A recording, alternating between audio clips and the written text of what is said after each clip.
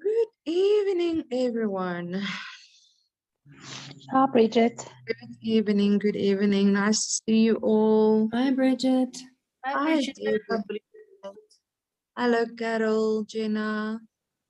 Nice to see you, Carol. I miss you, Carol. Thank you. Miss you too. Yes. Hello, Leroto, Nicola. Hi, Leroto. I don't know where, sorry, let me say, our friends from, where are they from? Secunda won't be on a call tonight, but it's just because they've been at my house the whole day today. Hello, Debbie. Nice to see you. It's just because they've been at my house the whole day today, and they left so late that they're not going to be in Secunda at time for the call, but they'll get a recording. And also, Eileen is doing another course, and one of the other ladies also told me that she can't make it. So, but we're still two little people. Tanya said she can't make it. I don't know where the rest of the people is. Okay. So, but while we maybe give a few more minutes before we get into tonight's lesson, you guys know what I like to do, right? Okay. I want you to reflect back to me. Okay. So tell me, Charlene is on leave. Okay. All right. It's fine because the ladies who can't make it, they'll get the recordings. So it's okay, then they can catch up. Okay. So I need you to reflect back on me from last week's lesson. What stood out for you guys? What was important? What was of value for you? Anything you would like to share, anything. Let me start with Nicola. And Nicola, I'm so sorry about Thursday. I like completely forgot about it. And then Eileen booked me other appointments. So very sorry about that. Okay. But Nick, okay. You can go ahead, Nicola. Tell me, share with us what did you enjoy, or what was important to you, or what was new to you, or anything you want to share. You must unmute yourself. Unmute yourself. I said, okay, can you hear me now? Yes. Can you hear me? Yes. Sorry, I look like this. I've been on my horse, but I want to share something powerfully. And this is the third night of this course, and another prophet helped me over the weekend, and I put my crown back on. And I just want to say, while I went with Prophet Isabel, and I want to just encourage all the other ladies, it has just totally shifted me. I had a powerful encounter with the Lord, and I really had a very, very challenging last year. And the Lord just surprised me, and my crown is really beautiful. So he knows I'm very artistic. So if that was the only reason for this, and last week specifically, I just want to tell you, Prophet Bridget, I definitely shifted. I took back dominion, and it's having an effect on everything else around me. And this is just like such a perfect timing for me. I'm busy taking back that what the enemy took from me. And this course is just really enlightening me. And it's like at the right specific timing of my life. So yeah, I'm really looking forward to the rest, and I'm looking forward to the King's course, because Prophet Isabel is also doing that. So, but another woman of God helped me. We attended the courts, and it's just blown my mind. So I am just so blessed with all of this. I can't wait to learn more. That's awesome. Thank you so much for sharing. I'm so grateful that God brought that restoration in your life. Even with two other ladies I spoke with that's doing the course, they say to me, as we are in as 2 lessons is passed already, they are not sure whether or not they are queens or not. because this is like, you know, they've never thought of themselves this way, and they don't see themselves like this. And so it's like a whole new like world opening up to them. And I said Yes. to them, you have to own it. This is why I talked about your throne and your crown.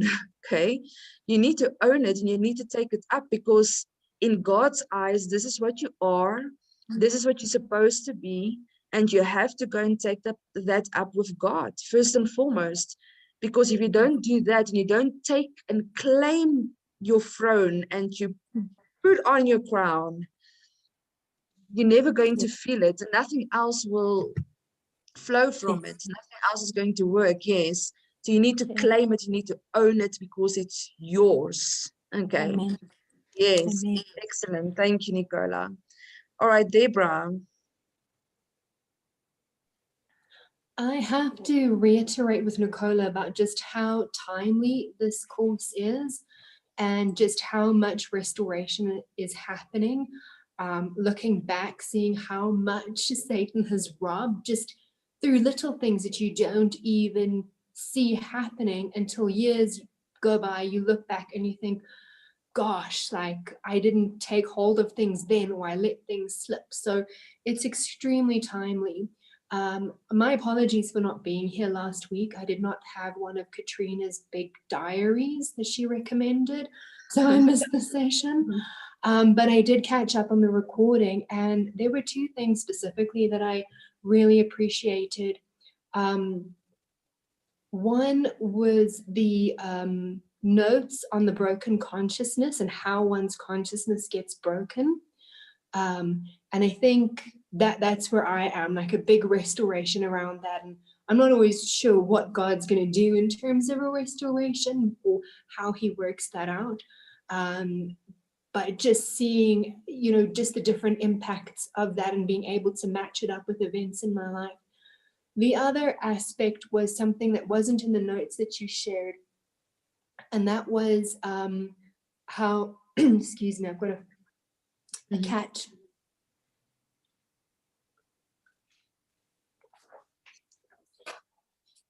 I'm just going to mute while I cough, excuse me. Okay. See, that's a queenie thing to do. Muting yourself while you're coughing. Yes. My apologies. Mhm. Was how men love differently. And if we are unable to receive their love, we're actually dishonoring them. Mhm. So that really hit a chord for me, because I'm one of those very independent women who can do everything for myself. So I wouldn't really know how to receive love from a man who, you know, perhaps has either different love languages or just does things differently because they're a man. So just to be aware of that, I think, was extremely important for me. Mm. So Excellent. Thank you. That's very important. And our lesson is going to start off like that tonight. The dynamics of the relationship between king and queen. And I know I'll repeat some of the things I already shared on. And I might have mentioned, but I don't think it matters, because it's okay to hear it again so it can sink in. Okay. All right. What about you, Katrina? Mhm. Sorry, God bless you, everybody. And sorry to be a little bit late. I was No problem. just doing a court session, actually, but all is well. So, yeah, I really, a bit like Deborah, I really enjoyed, and by the way, you've only got one more day, Deborah, to buy a big diary. So I will look at your big diary tomorrow. But I got really excited about the dynamic between the king and the queen. So I probably need to listen to it again, because that's just the way I am. But just understanding, just like Deborah said, the differences and the dynamics of it. And you know, we tend to think, well, if only they would change, if only they would, you know, be a bit more this way and that way. And actually, it's really the Lord puts these people across our paths so that we change, and as we change, they change. So we thank God for that. But yeah, I really enjoyed that last bit from you. Thank you for that. but yeah, just to remind ourselves that you talked about being self-aware, self-mastery, self-projection, in our confidence and self-sufficiency. And like Deborah was saying, we tend to be self-sufficient, but I think ages ago you talked about the king and the queen. You can't be self-sufficient. They need one another. And so it's for strong women, it's important to understand that we need them and they need us, but they don't always know that. That's Yeah, hallelujah. Oh, they don't want to admit it. They actually won't know admit They it. don't want to admit it, yes.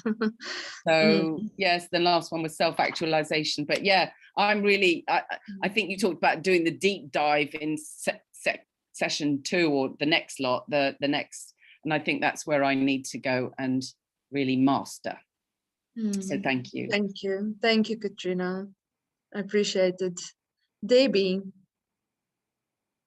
Bridget, what I liked, or what I used twice already in your course, is what you said and wasn't in the notes, was how to recognize how you will know when a man loves a woman.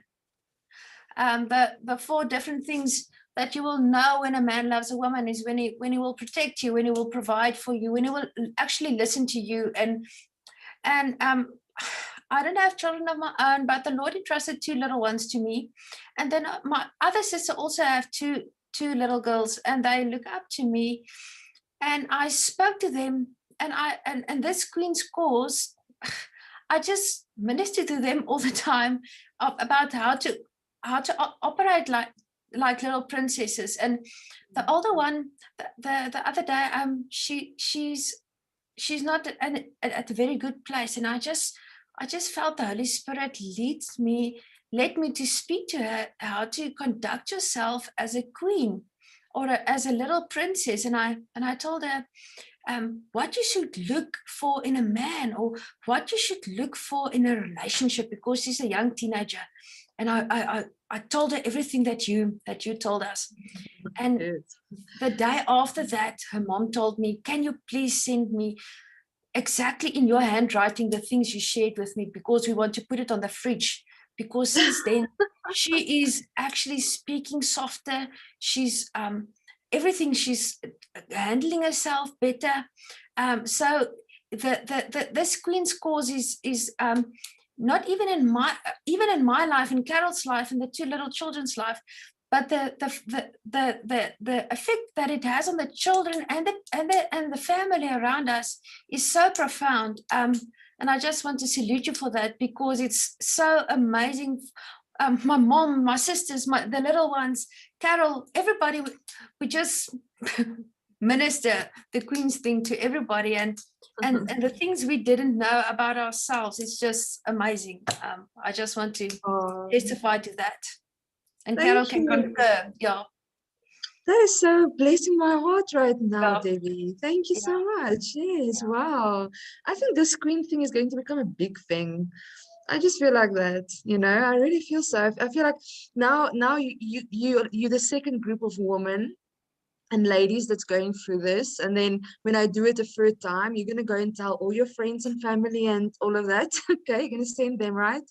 Yes. And I even feel like doing like a camp or something for the youngsters, for the teenagers, and For like young girls. Yes. And like, yes, because the earlier we can start with them, the better. Yes, I really, really feel like that. So yeah, thank you so much for sharing. So let me hear from Carol. Yes. Okay, Bridget, everything about this course is absolutely life-changing. I'm gonna make it my life's goal to invite absolutely everyone I know to attend this course. And I just think you cannot go without, being a woman, going without this course. Honestly, I don't know how you can raise your children without this knowledge. And it's just amazing. Like Debbie said, this 5 and 9-year-olds, they enjoy it so much. And when we speak to them and when we tell them, this isn't how a little princess behaves, and you need to talk softly, and they just enjoy being change immediately and then do it the other way around. So, and it definitely brought a big growth in my own spirit, because there's so much truth. I cannot actually single out one thing because I write pages full, and it's also amazing, honestly. And I thank you from the bottom of my heart. I will invite everyone to this course, really. Thank you, Carol. I appreciate it. Thank you so much. Yes, that's excellent. Yeah, and doesn't it actually just do something to you that to know that you're actually just allowed to be a woman? I mean, like really, God created you to be that way, and let's just let the men be the men and can the woman be the woman. I mean, if you go into that naturally, you just naturally feel so much better, okay? Because you go into your natural godly design.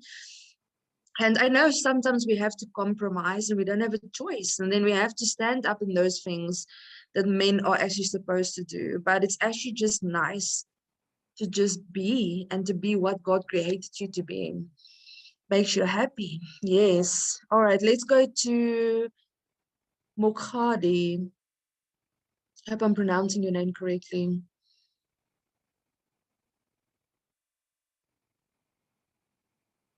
You hearing me? There we go.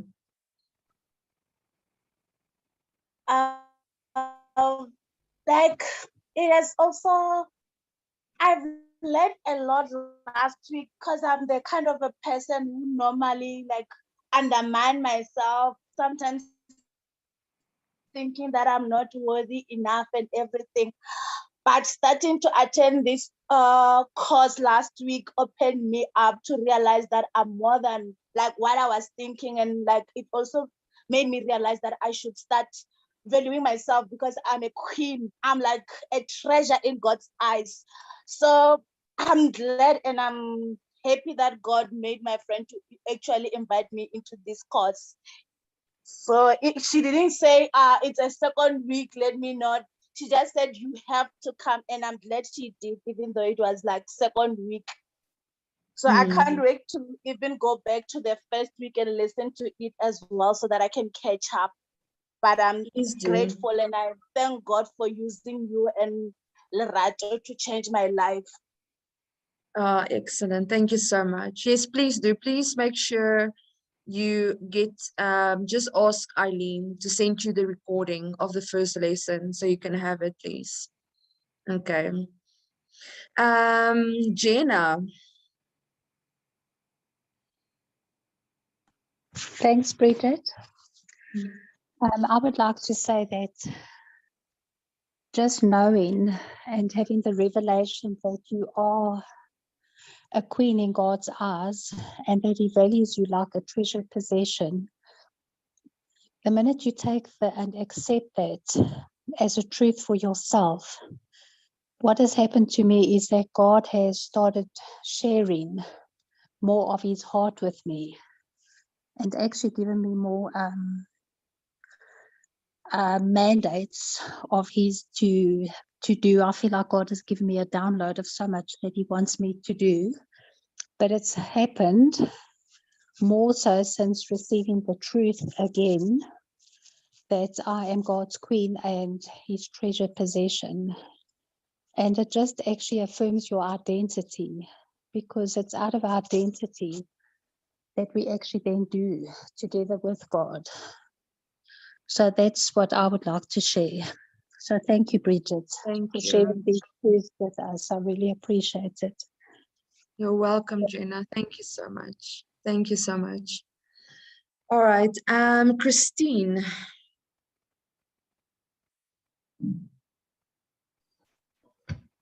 Hello. Hello. I can net aansluit by wat almal nou gesê het. As a single lady, everything is so meaningful to me, and I've also written 8 pages or something so far. So yeah, it means a lot. And what stood out for me last week specifically was the part of your power as a queen and your throne. die deel van do not waste your throne, intentionally be empowered. Yeah, something that has wat my verder laat dink het. So ja, ek sien ook baie uit om die res van die kursus saam met julle uit te hoor. Okay. Thank you so much for sharing. Thank you. Lerato. Thank you, Bridget. Mhm. Yeah, wow. Last week was just a powerhouse. When I recall or just ponder on what you spoke about, what really stood out more for me more than anything was when you spoke about discipline. And it's something that we tend to not take it so much, but we take it for granted in a sense. But the way you even spoke about how your spending is like and how you spend your day and how you do that, it reminded me of what I tend to talk with my husband about, to say, Lord, help me to number my days. And it actually goes into us actually going down and looking at our days and how we spend them, how we're not wasting time, and how we actually are aware of who we are and what we have. And I just want to thank you so much for this, because another thing that I realized, me and my husband, we went through so much. This year has been one of the hectic years for me, especially in January. And I was so down. And coming here, it was not even... it was not by mistake, it was God ordained, because I needed it.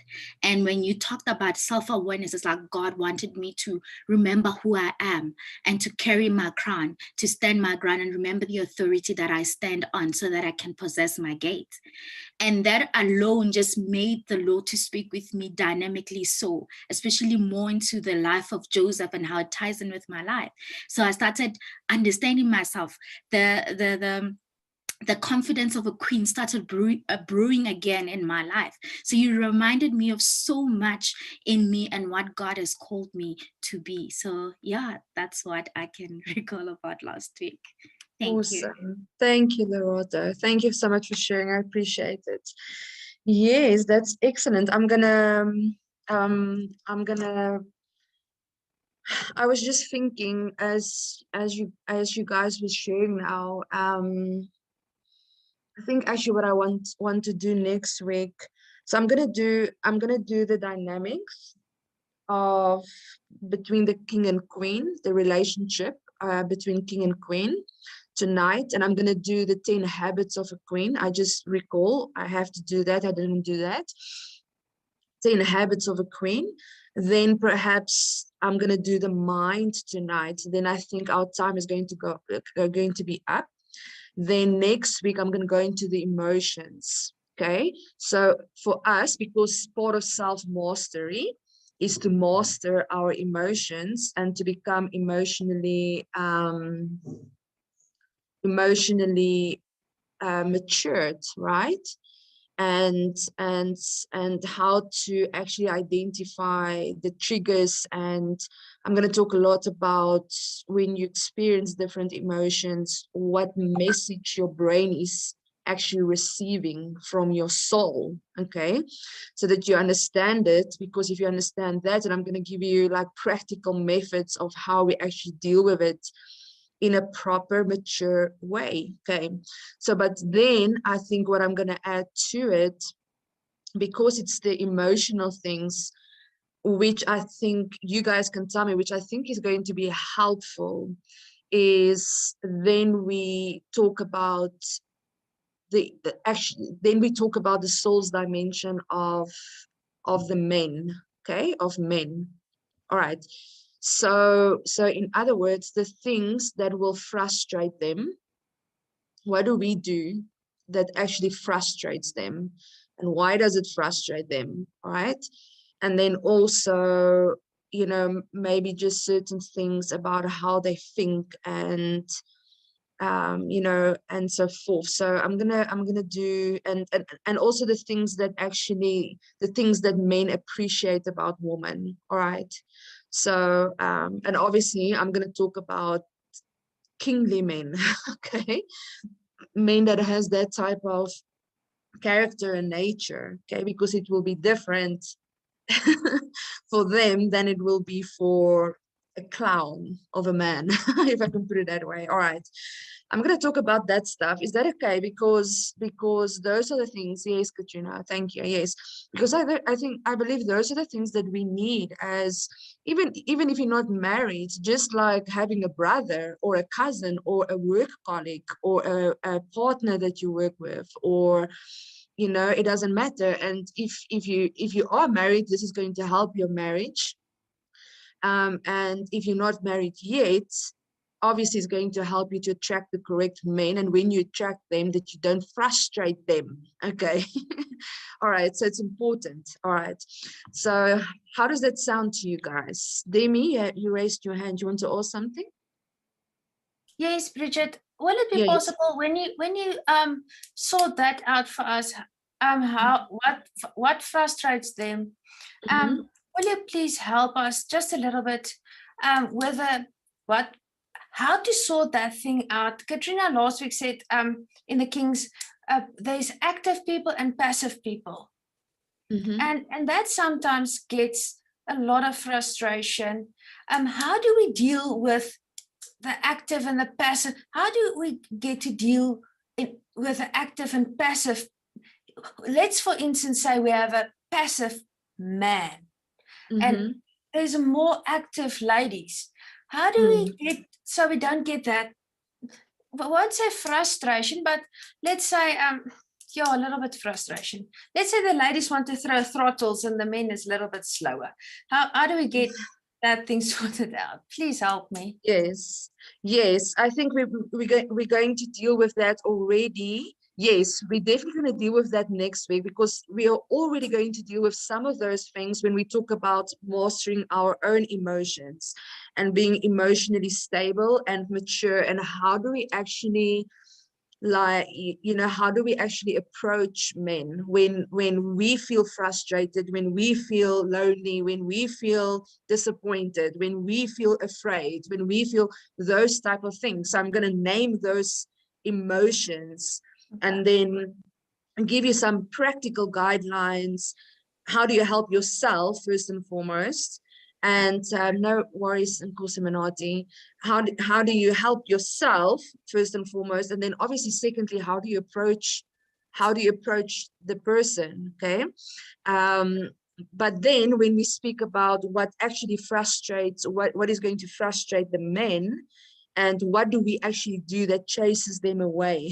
Okay, so in that in itself as well, there I would also give alternatives in approaching them in a godly, queenly manner, and with that type of mindset, so that we actually then get a positive response and a positive result from them. Okay, and I will touch a little bit also on exactly what you said, because some men are going to respond aggressively and they're going to fight and shout and or whatever it might be. Okay, and other men are going to withdraw completely and they're going to go into a silent mode.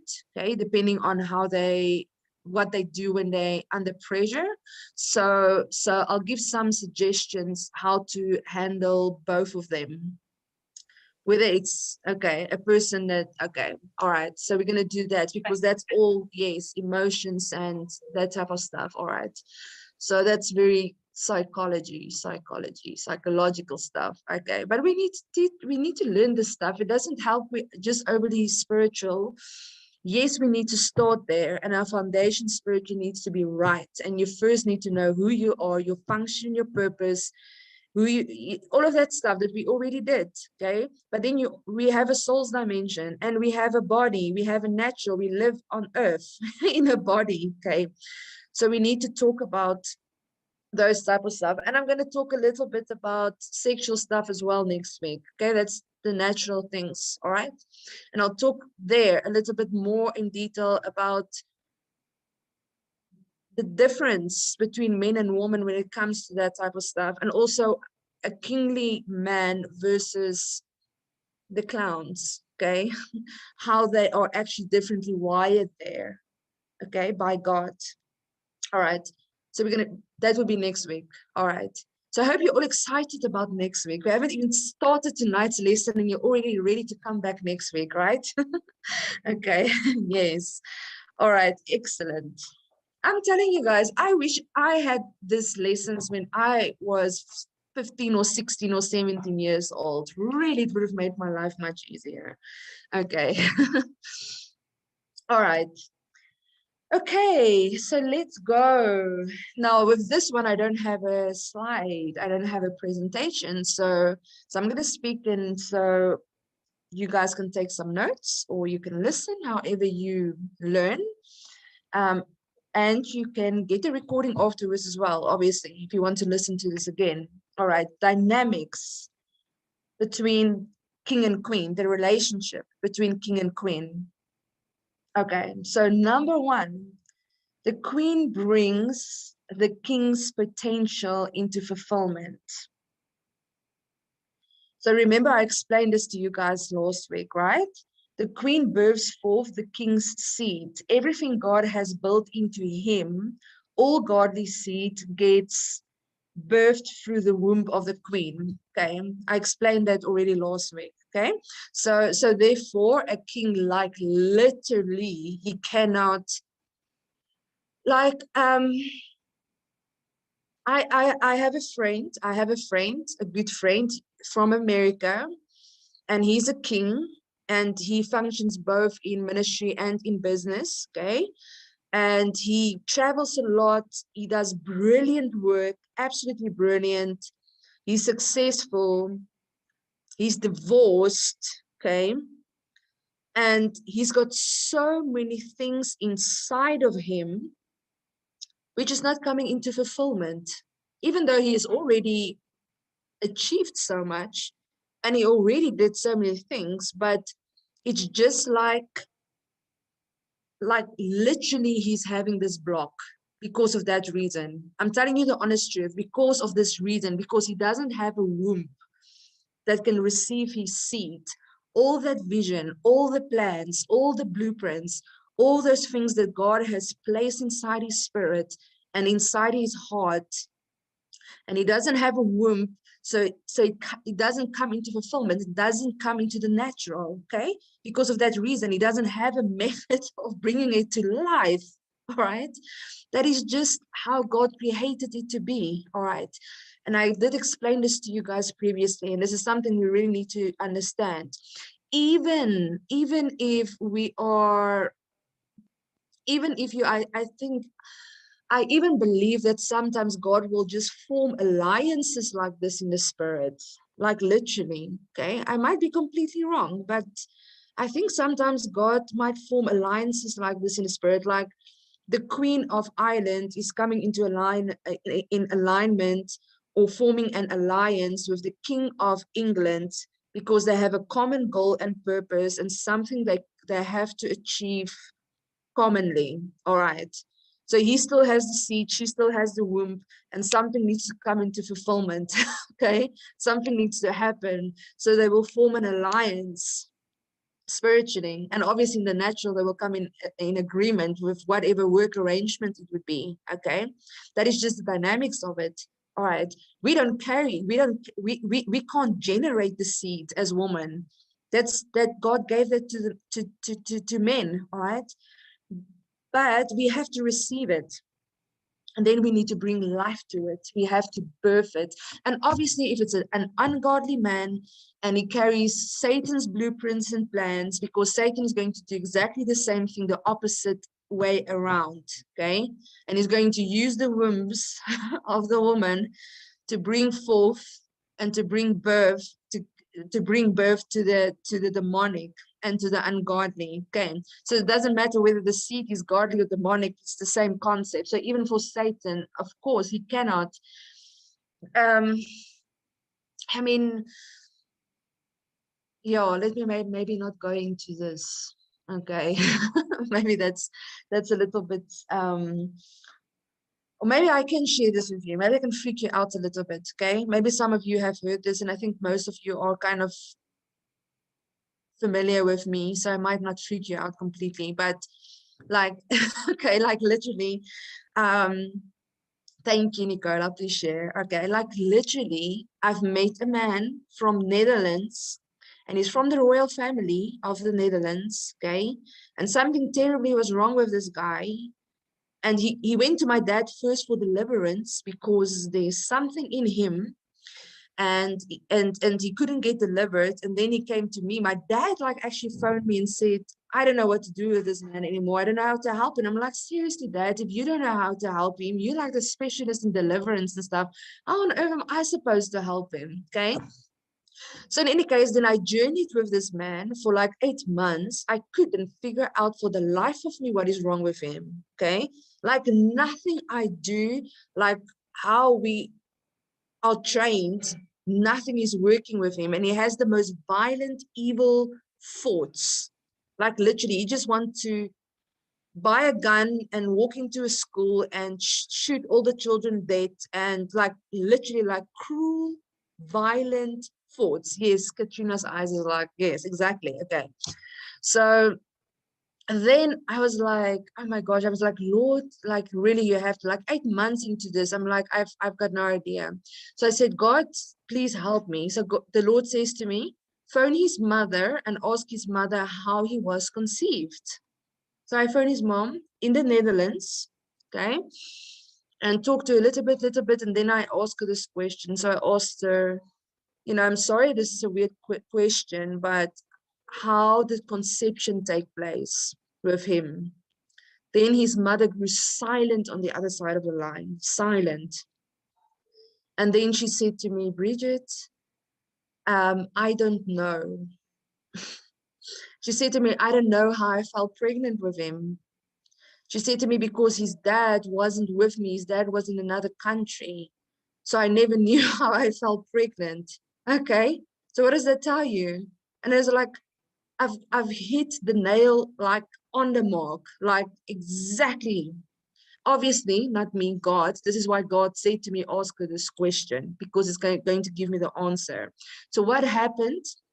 Doesn't the Bible talk about the fallen angels that came down to earth, that saw the women were beautiful, then they slept, they had intercourse with these women, planted their seed into their wombs, and what was birthed from that? The Nephilims. Okay. And that was exactly the thing. So now this person is like Nimrod. The Bible says Nimrod was 2/3 fallen angel, 1/3 man. So this person like literally did not have a human spirit, but he had a human soul and he had a human body. So it's not a spirit that you can just cast out of him, because his whole spirit is not human. It's fallen angel. So you see how Satan looks for the wombs to plant his seed. Yes. Even when I was in Norway with Carlo, now in November, we went to oh my gosh, and I can't remember that garden, that whole place, but that whole place is a birthing canal. It's not a birthing canal, it's a place of conception, where conception takes place, where Satan's, even if you look at the map, it looks like a man's genitals and a woman's like ovaries and genitals and stuff. Okay, so then if you walk through that place, and the whole place is filled with hundreds and hundreds and hundreds of lizard statues and naked people. All of those statues are naked people, and the lizards that crawled around the naked people and all of that. The whole place is filled with that. Okay, and it's huge. It's a huge place. So why is that? When the people walk through that place, that seed, that Nephilim seed, is then imparted into their spirit men. Okay, so they conceive, they get pregnant with this seed of Satan. Okay, terrible. Okay. Sorry, this is just a reality. So this is why I'm saying, I hope I'm not freaking you out, because this is not like, whew, okay, a little bit like, all right. But this is how deep this goes, okay? And this is the spiritual truth and reality. So Satan does this because why? Because God created it to be like this, okay? So he just defiles it. Okay. All right. So the queen brings the king's potential into fulfillment. So she receives his seed. So his vision, his plans, his dreams, his whatever God has placed inside his spirit. Then he gives it to the queen and she brings birth to it. She brings life to it. Okay. Then the covenant between the king and queen brings them dominion. Okay. So Adam did not have dominion over the earth. God never gave Adam dominion before Eve, never. Okay, you can go and read Genesis again. When God created Adam, yes, he worked and he had to look after the garden and all of that. Okay, but only after Eve was created and God presented Eve to Adam and he received her as his wife, as his queen, then only God said, let them have dominion. Okay, so king and queen together, that's how a kingdom works. Then there is dominion. Okay, so I also believe that this whole thing with gay marriages and stuff like that, Satan is throwing out the dominion completely. He's taking people's dominion away from us by doing that. Okay, and I mean, if he keeps on doing that for long enough and he keeps on getting enough people that does that and that goes against this order of God, we are handing this over to Satan. Okay, we're just doing again, he's just coming with another way around to do this. All right. Okay, so again, this is why I say, even if you're not married, I'm pretty sure God will somehow link you and you will somehow form an alliance with another kingdom, with another king, so that it can still come together. Okay, so and it comes through these covenantal relationships. I mean, you can stand in a covenantal relationship with a business partner, for example, who's a king, and it's not necessarily a marriage covenant. Okay, but the moment we have that covenant, king and queen establishing a covenant, whether it's marriage covenant or whatever covenant it might be, that equals dominion. Okay, then we can rule and reign. All right. Okay, our covenants are so important. Okay. All right, then the next point, the king needs to solidify the relationship with the queen before God. This releases God's supernatural. This happens through the covenant, and God opens up heaven. Okay, so Proverbs 18 verse 22 says, whosoever finds a wife finds a good thing and obtains favor of the Lord.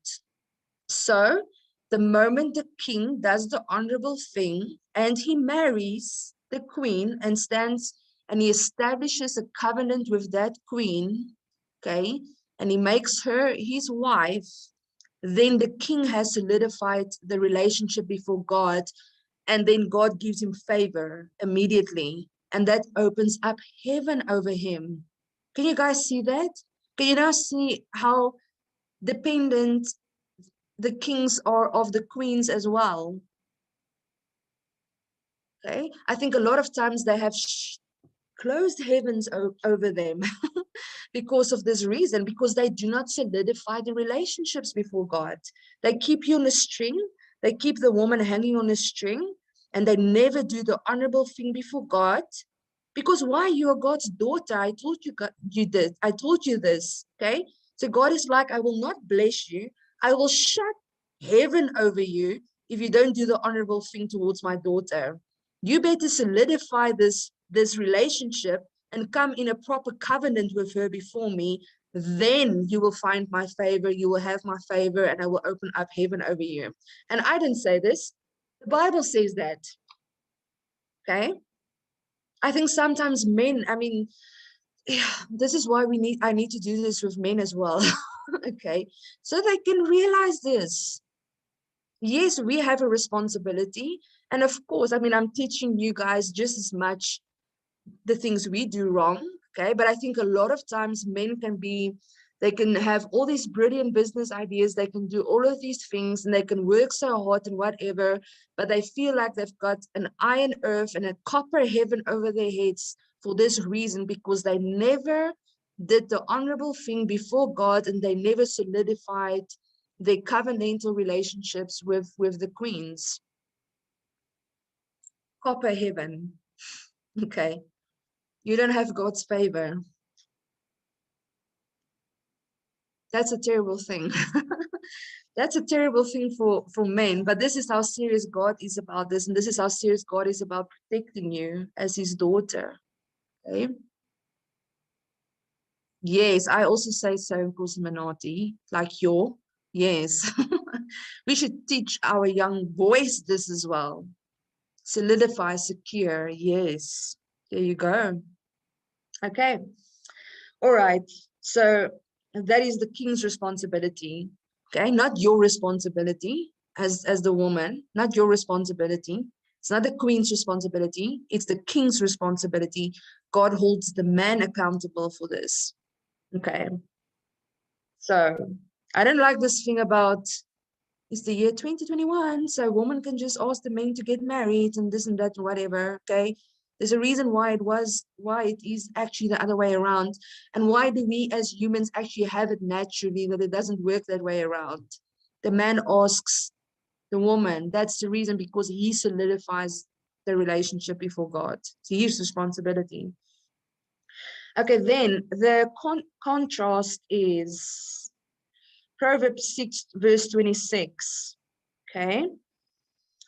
Proverbs 6 verse 26 says, by means of a whorish woman, a man is brought to a piece of bread. He is diminished to nothing. Again, not my words, the Bible. Proverbs 6 verse 26. Okay, so if the man does the honorable thing and he establishes the godly covenant with the woman, with the queen, okay, before God, then it opens up heaven over him, because then he finds favor with God. Okay. If he does the opposite thing, he does not solidify the relationship. He does not come in covenantal relationship with this woman, but he sleeps with her and all of that. So he's treating her like a whore. Okay. Then what does the Bible says? That man is brought to a piece of bread. He is diminished to nothing.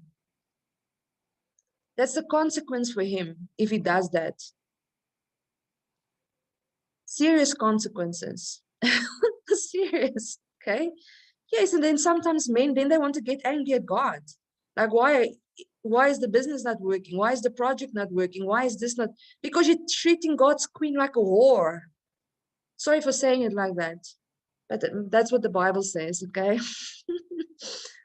Diminished to nothing. All right.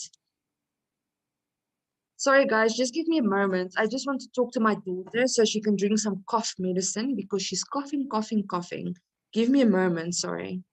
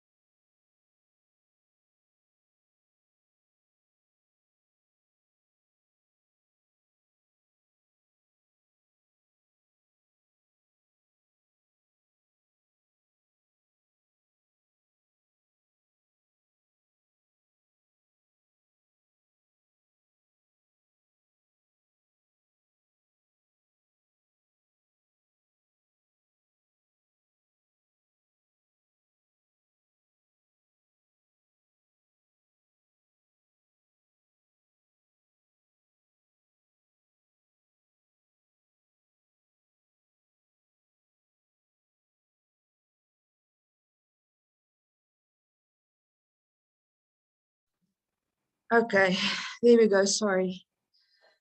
You know how children is, okay? If you don't go and tell them this stuff, she will cough like for 2 days, and she won't go and drink cough medicine.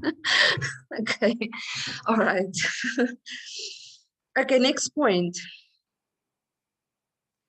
The king and queen will satisfy each other.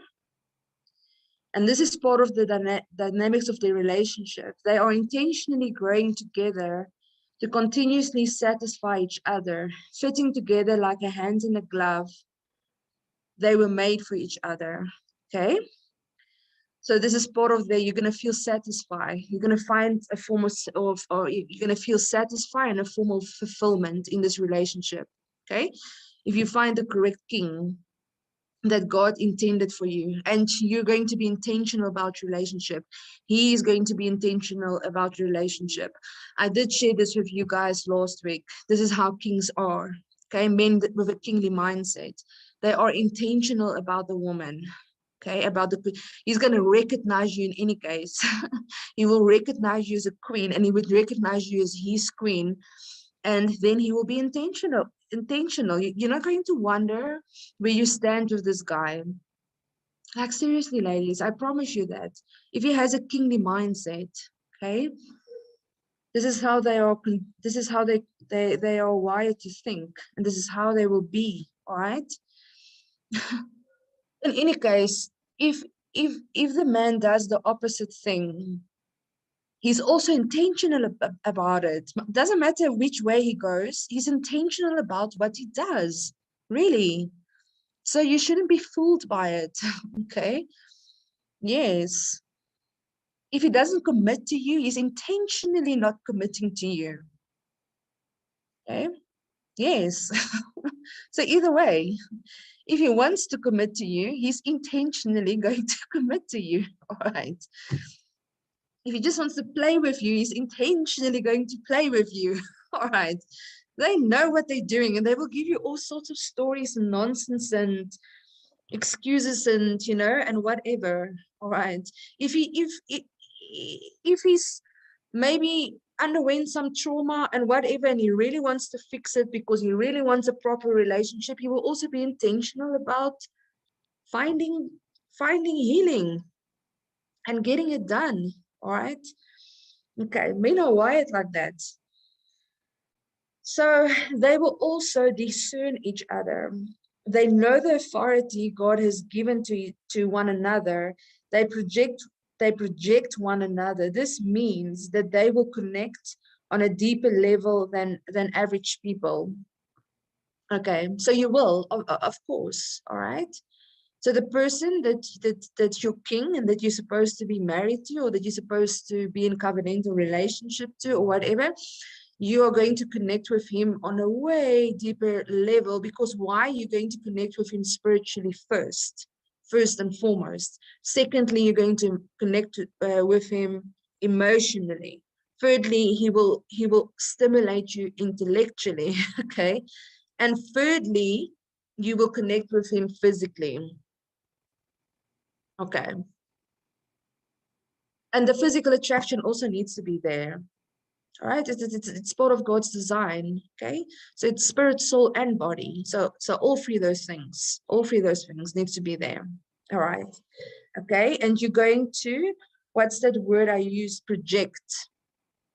You're going to project each other. All right. So in other words, in some forms, when he looks at you, he's also in a certain way and in certain things, not necessarily in every single thing, but in certain things, you're going to be like a reflection back to him. It's like him looking into a mirror. Okay, so you're going to be a reflection back to him of what he actually is, what he is actually portraying, and what he actually does. Okay, even the potential inside him is going to reflect back to him, and vice versa. When you look to him, he is going to reflect, he's going to project an image of yourself back to you. Okay, all right. So then a king will look beyond the natural when they recognize a queen. He discerns her spiritually and he analyzes her intellectually, and vice versa. Okay, this is why I also just said that you're going to stimulate each other intellectually, right?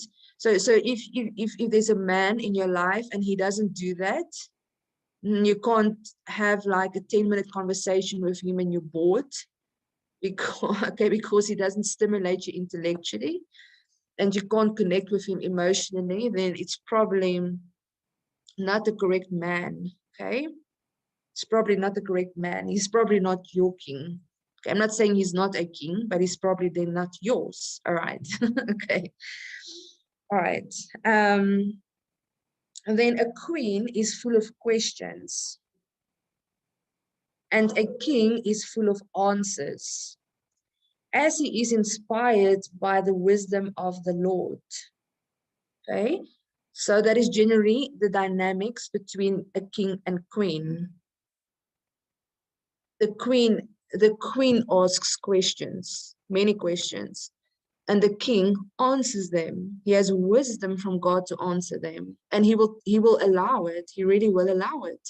Okay, I know I've had experiences both ways, like where, because I'm actually naturally I'm like that I don't know, or maybe it's counseling that taught me that it can be maybe counseling. Okay, because when I do counseling I ask people a lot of questions. Okay, and I ask intentional questions. I ask things for a reason, because I want to get to understand certain root problems or issues, or whatever it might be in counseling.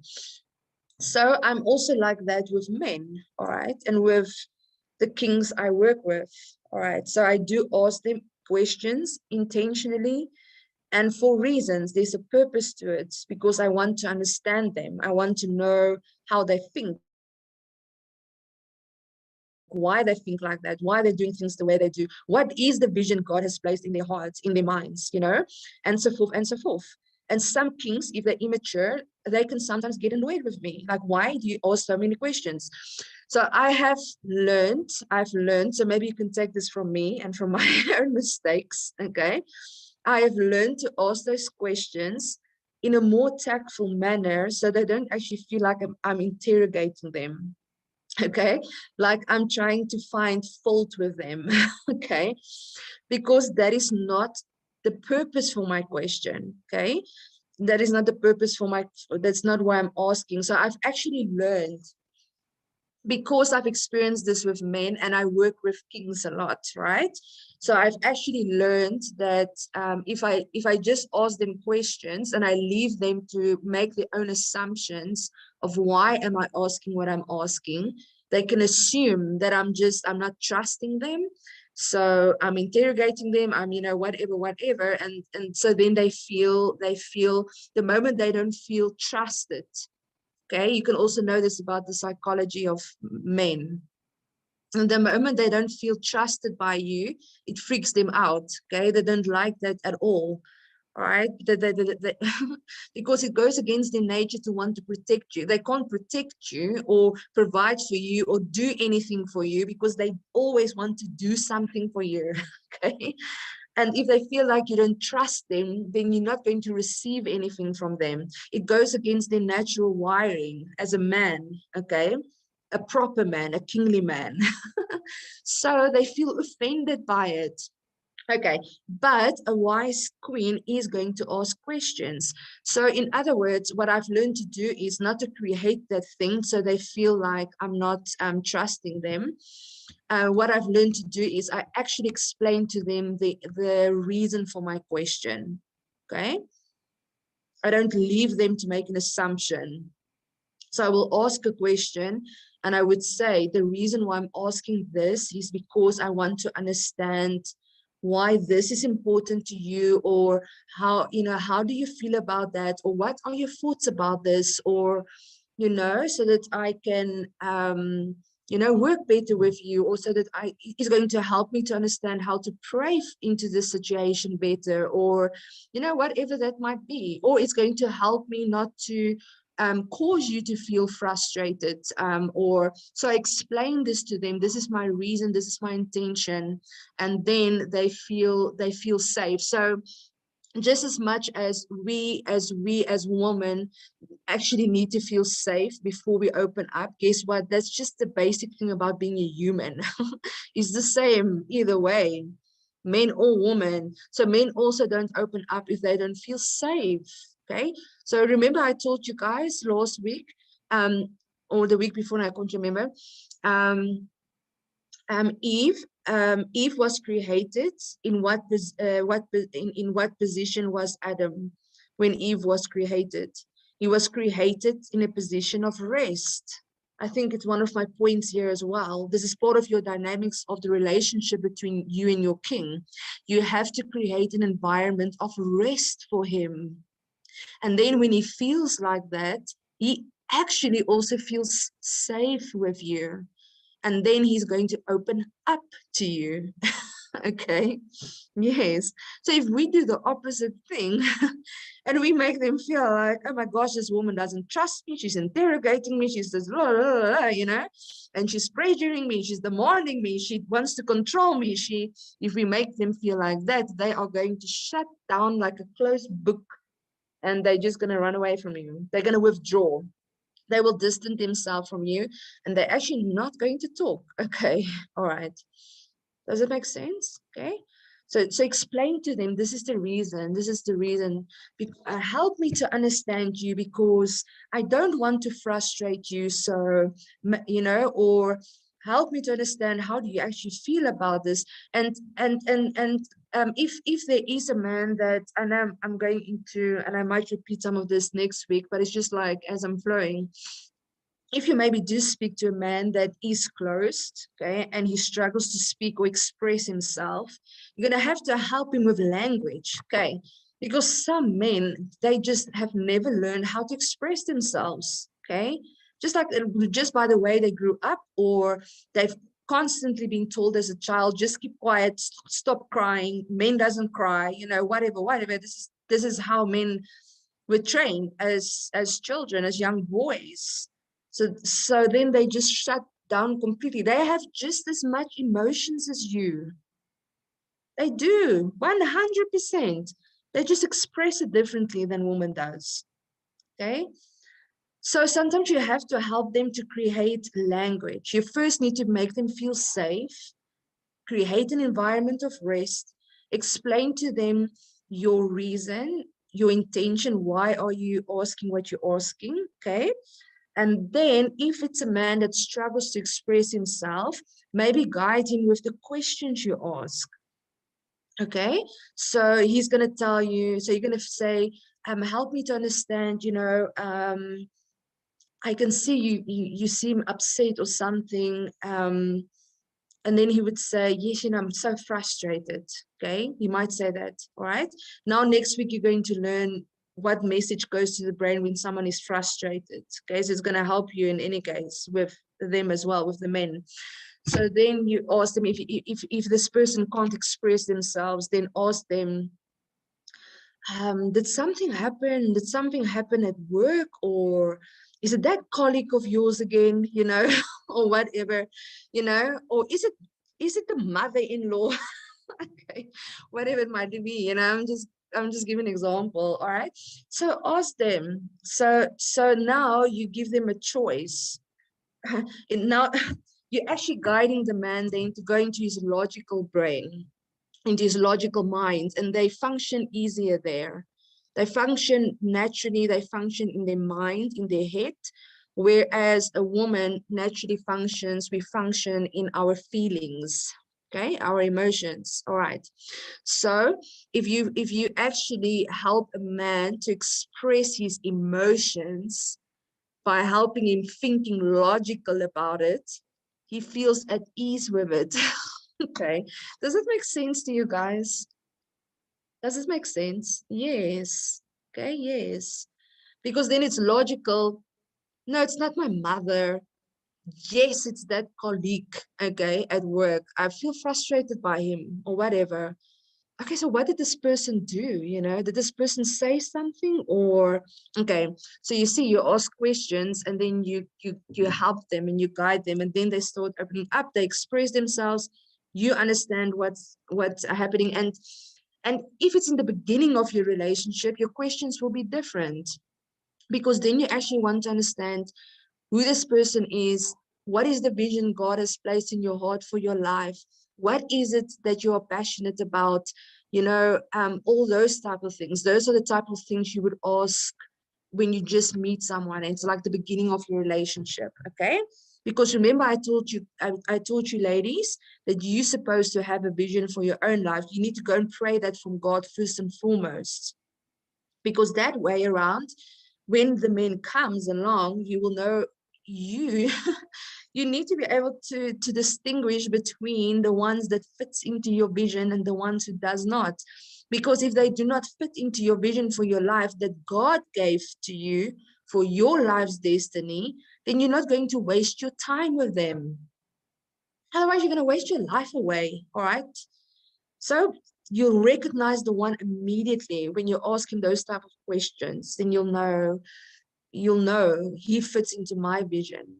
Okay, all right, and that's the one you're going to invest into. You're going to invest your time. But ladies, in the beginning of a relationship, those who are single, okay, you can't give a man a lot of things. You can't give them a lot. Okay, he needs to outgive you. He needs to outdo you. If that makes sense. Okay, did that come across correctly? Okay. Katrina's like putting her face. It means he needs to do more for you than you are doing for him. Okay.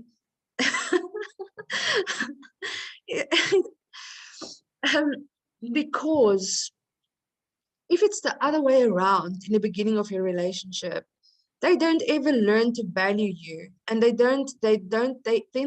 just learn to abuse you and misuse you. Okay, that's what they do.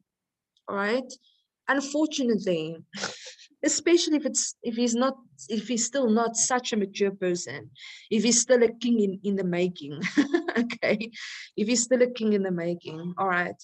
But nevertheless, whether it's already a mature king or not, you still don't do that as a woman. It's feminine energy to receive from the man. It's muscular energy to give. Okay, all right.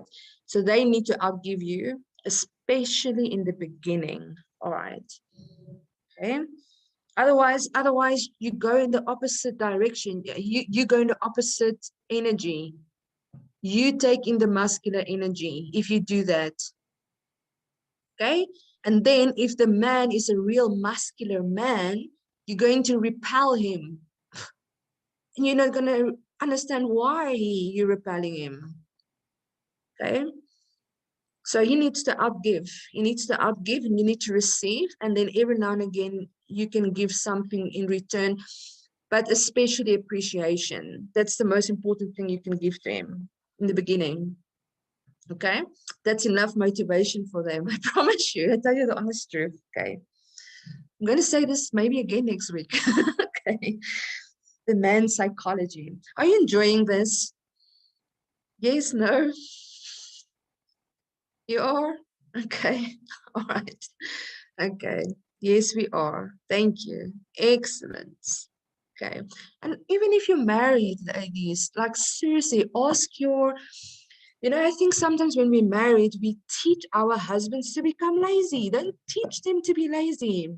Don't have that attitude of, I've asked you twice, I've asked you 3 times to hang the mirror on the wall. Now you're not doing it. Now I'm doing it myself. Okay. Don't do that. All right. You're teaching him to be lazy if you do that. Okay. He needs to give to you. He needs to do. He needs to, if he doesn't do, and if he doesn't give, he's not going to feel like the man. Okay. And then you taking in the muscular energy. So it shouldn't be like that. You can just rather not nag him. You can just rather every now and again kindly remind him please just, when you have time, can you remember to hang that mirror for me? I will really appreciate that, or, what will really make me happy today? Okay.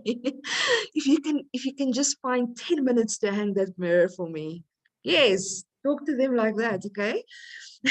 Psychologically, like the muscular inside them is like, oh, I can make her happy. Okay. Yes. Okay. Really, I promise you that's how they're wired. Okay, all right. Okay, but if you nag and and fight and whatever, then yes, no, not wisdom, not right approach. Okay. All right.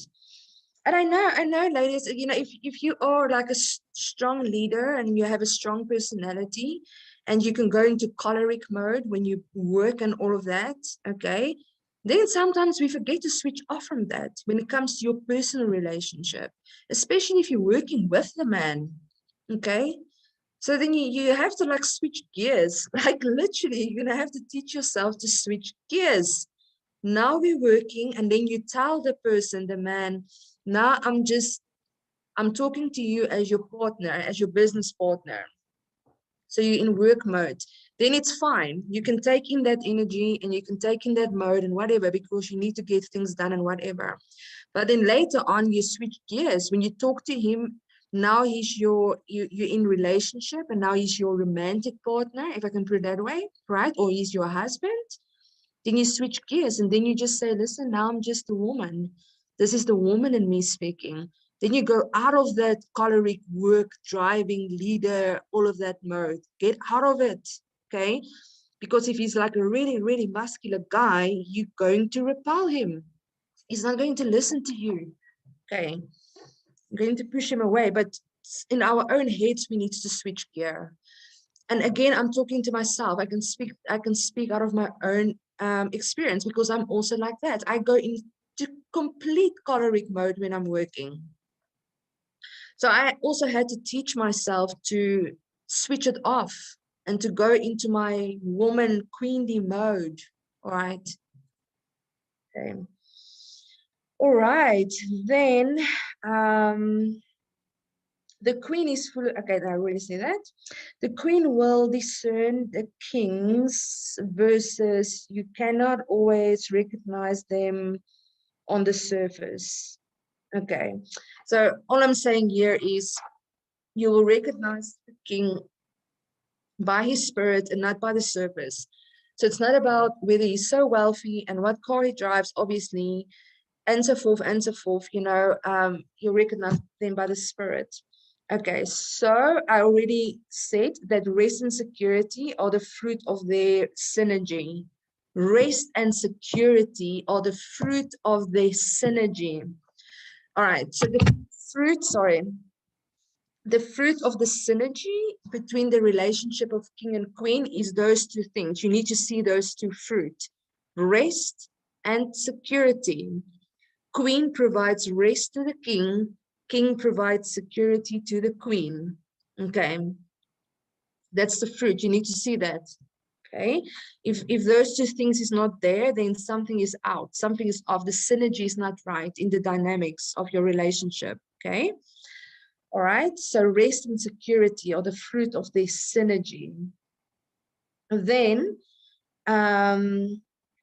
Eve was created from within the man, a place from tenderness and security.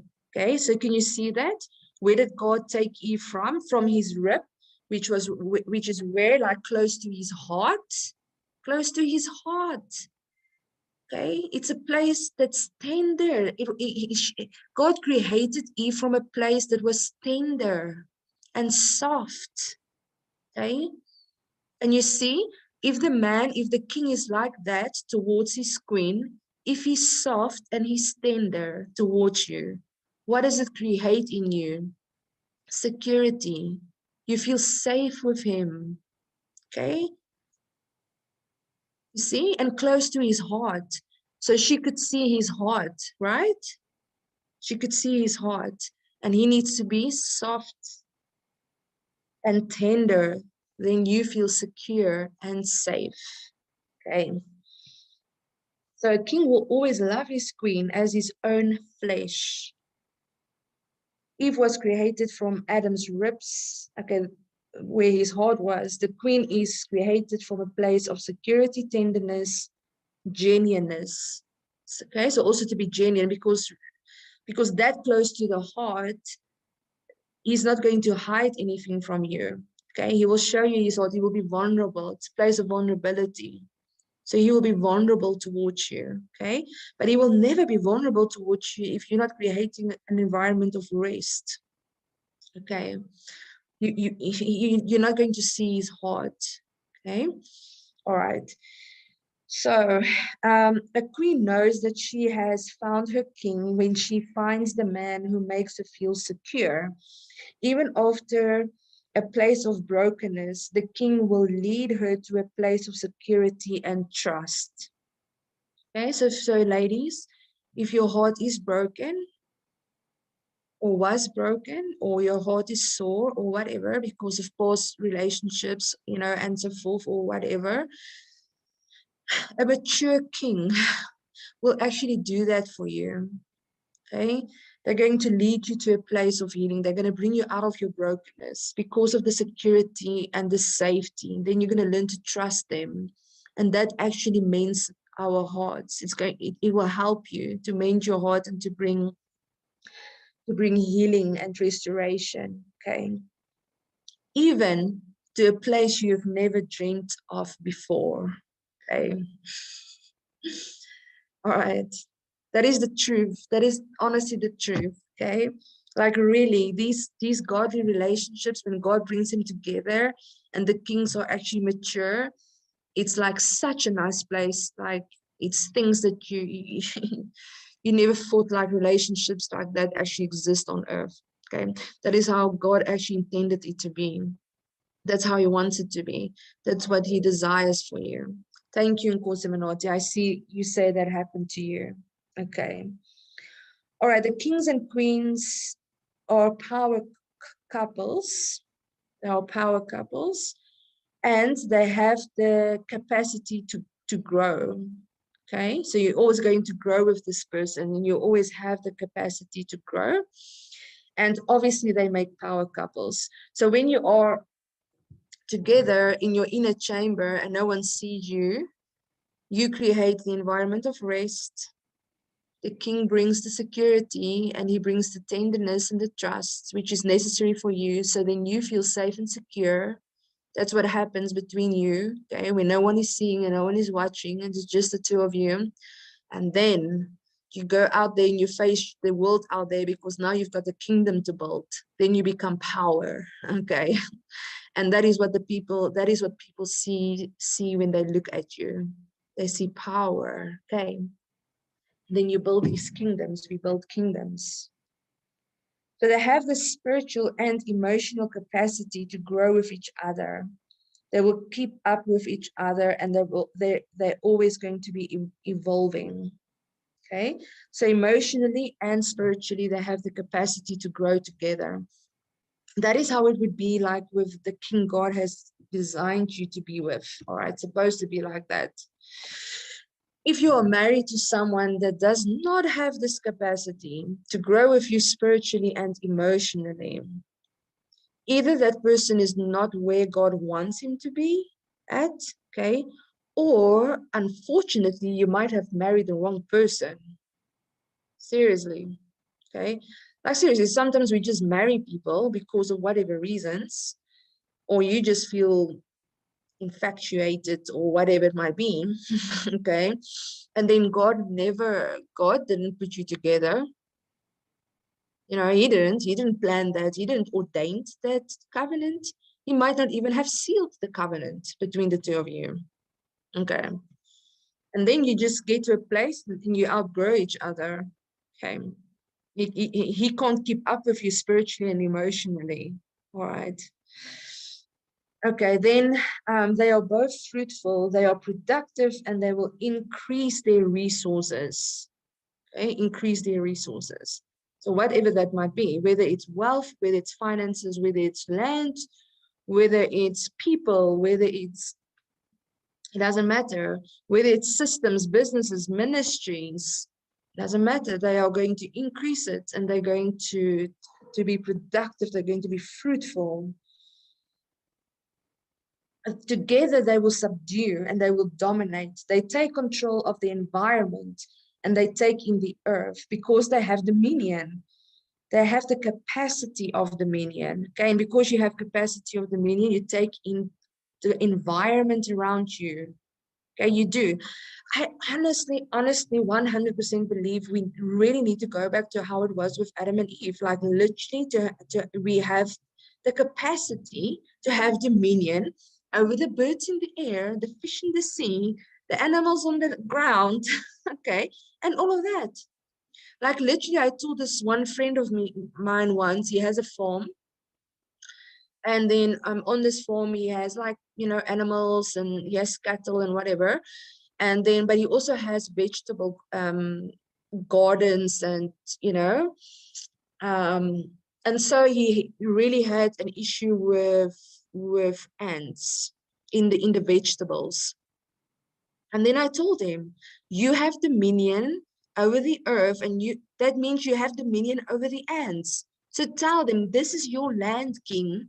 So take up your authority as king and your dominion and tell the ants, be gone out of my vegetables. Okay. So he did that, and guess what? The ants went. They left. Okay. And then he had an issue with his chickens. I can't remember how many chickens he's got, but they hardly laid eggs like ever. Something was like not right. I told him the same thing. I told him, go and take dominion over your chickens and tell them they're supposed to lay how many eggs per day, do your job, lay eggs, okay? So he went, every morning he talked to his chickens, okay? And guess what? They start laying eggs, okay? Yes, that's dominion because we have it. God gave it to us, all right? So it's the same with the resources and whatever. The earth has to give up the resources, give up the wealth, give up the gold, give up the silver, okay? And then steward it, build with it. That's what you're supposed to do. That's what we're supposed to do, okay? They are strong like iron on iron, okay? So strong male, strong female.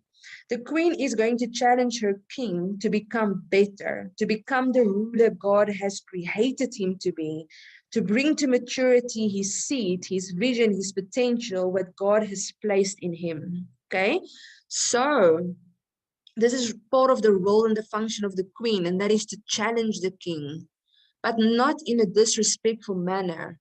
You can't ever do anything in a disrespectful manner or in a dishonoring manner. Even if your intentions is good, if you do it in a disrespectful manner, it does not matter how good your intentions is. I tell you now the honest truth, no man is going to take it from you.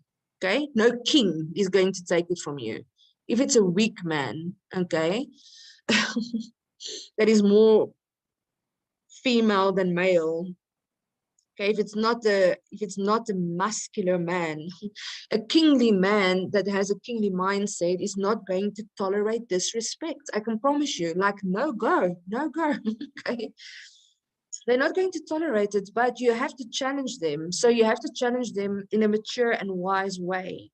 And the reason why you have to do that and why it's part of your function and your role is because if you see this man, this king is doing something which is going to harm him, which is going to harm the kingdom, which is harmful to the people of the kingdom, okay, which is going to cause him to get derailed from his destiny or his path or whatever. God is going to show you stuff like that. He will, and it's part of your role and function as a queen to then challenge him in those things.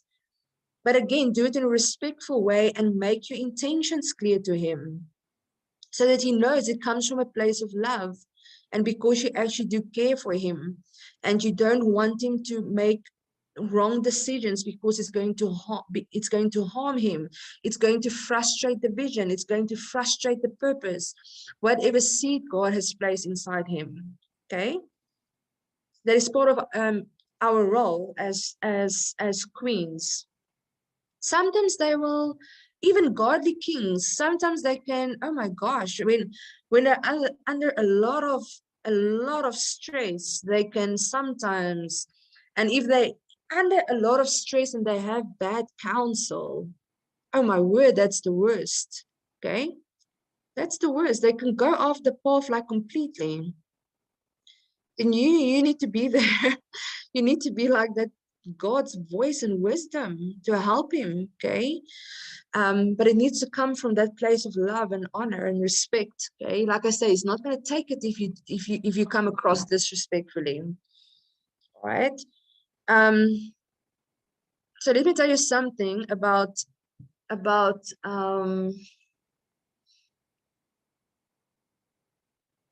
like, I'll give you an example.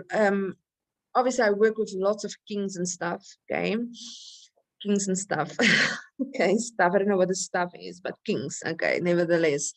So something happened with this person's business that was really, really unfair. It was a great injustice that was done towards him. Okay.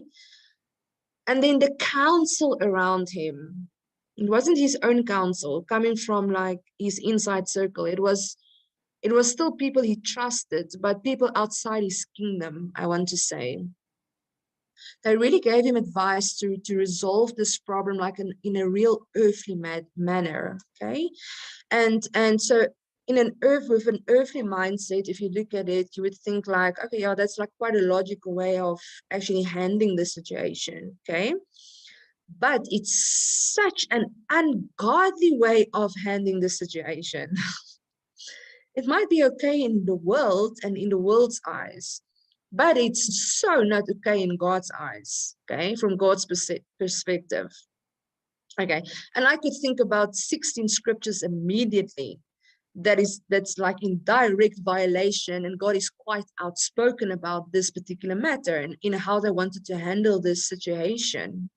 Okay, but in that moment, and this king is really a godly king, but in that moment of frustration and anger because of this injustice that was done towards him and the people, I'm telling you guys, like so almost he went that route and he so almost followed those people's advice.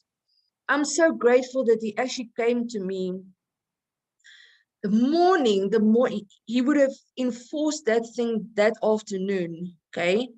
And that morning he came to me, not for that reason, for some other reason he came to me. I can't remember what it was for, but in any case, then I asked him about it.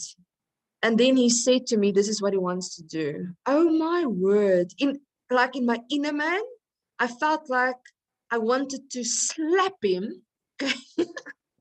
I felt like I could give him a proper slap, okay, so that he can just wake up and snap out of it, okay. I was like, is he crazy? Okay. But now I couldn't approach him that way. If I approach him that way, can you imagine? Okay. Inside me, I was thinking all these things, like, how I would rudely awake him, okay, to snap out of it. So, but I knew if I approach him incorrectly, because now already he's so angry. So if I'm going to approach him in the wrong way, he will not receive me and he's not going to listen to me. He will surely go that route, which seems completely fine in the world's eyes, okay? So then I just ask him, may I make a suggestion, if you don't mind? Okay, so you see, I started that way. May I make a suggestion, if you don't mind? Okay, so I actually went into my, because I've learned a bit about this stuff. Now I've learned how to, like really, ladies, you work the feminine energy that's inside you, not to manipulate it, to control, but like really God gave it to you. So use it to advance God's purposes, all right? Use it for good, to get actually good things done, all right? But like I said, not to manipulate. So I went immediately in like the soft gentle and humble mode. That is actually feminine energy, right? Okay. May I make a suggestion if you don't mind? So what did I do? I calmed him down immediately. I made him feel safe. He doesn't feel like I'm going to attack him, right? Okay, because I approached him that way. So then he said to me, yes, sure, go ahead. Okay, so now he's open to actually to receive what I'm saying. Okay, so then I say to him, you know, I can completely understand why you feel like this. And I know you are angry and you are frustrated. Okay. So I first affirmed his emotions that it's valid. It's valid. What you are feeling is valid. You have all the reason in the world to feel the way you feel. Okay. So again, I'm making him feel safe. I'm making him feel safe. Okay. And I'm doing that for the purpose so he can receive my message. Okay, otherwise he's not going to receive me. I'm just going to make him more angry, and he's going to storm off, and probably he would have done what he wanted to do. Okay, so I validated his emotions. I recognize it. It's valid, and I can understand it. I understand the logic behind what these people are saying, and I would say naturally, if I think about it, I can understand this counsel and the advice they have given to you 100%. Okay. So you see, he doesn't feel defensive towards me at all. Okay. So I say to him, but if I just think about, you know, about if I can maybe, you know, I can't remember exactly, but if I think about, you know, what the word of God states and what would probably be a godly approach and a more wiser approach towards the situation, I would rather suggest that you maybe do X, Y, and Z. And I ask, will you please pray about this before you make this decision? Okay. So I gave him the alternative. Okay. Because why? Men actually do want solutions. Okay. We don't necessarily want solutions when we are venting and crying and screaming and upset and whatever, but men are not like that. They actually do want solutions. All right. And God will give you wisdom as a queen, because you also have a governmental function inside the kingdom. You're also supposed to know how to rule and reign and whatever. But you can't you can't go and tell him. And then he looked at me. He was quiet, and yeah, so I said to him, so I'm just afraid that if you follow this approach, in the long run, it's going to entangle you in Satan's demonic web in the economical world. Okay, I gave him some of the consequences. Like, I'm afraid. Okay, I didn't say you are going to cause this and that and whatever, blah blah blah. I said I'm afraid that this would be the consequence. Okay, so I'm giving him emotion. All right, that's the soft side of us. All right, so they actually listen to you. They actually hear that. All right. So I said to him, that might be. So please consider rather doing this, and I gave him the alternative. Okay. And so he listened and he took it from me. And he said to me, thank you, Bridget. And, he calmed down. He really calmed down, and he thanked me. And he said to me, I promise you, I will pray. And I will not.